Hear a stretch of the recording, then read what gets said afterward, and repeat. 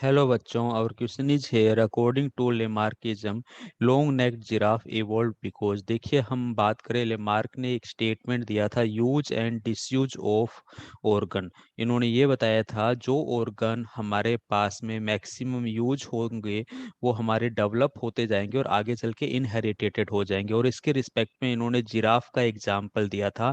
ये जो जिराफ है इसकी लॉन्ग नेक के बारे में बताया था। हुआ क्या था, हमारे पास में जो एंसेस्टर थे जिराफ के वो स्मॉल नेक वाले थे। अब धीरे धीरे क्या हुआ, नेचर के अंदर प्लांट की हाइट क्या होती गई, इंक्रीज होती गई। प्लांट की हाइट इंक्रीज होती गई तो ये जो हमारे जिराफ थे, इनकी जो नेक थी, इनकी हाइट स्टार्टिंग में कैसी थी, हमारे पास में कम थी। ठीक है, जिससे ये प्लांट को इनटेक नहीं कर सकते थे फूड की फॉर्म के अंदर। तो धीरे धीरे इन्होंने क्या किया, अपनी लेंथ को इंक्रीज किया। अपनी लेंथ को इन्होंने क्या किया, इंक्रीज किया। और इंक्रीज करके हमारे पास में लॉन्ग नेक आई, क्योंकि इस नेक का कंटिन्यूस यूज हो रहा था इसलिए डेवलप हो गई और ये लॉन्ग नेक वाले जिराफ डेवलप हो गए।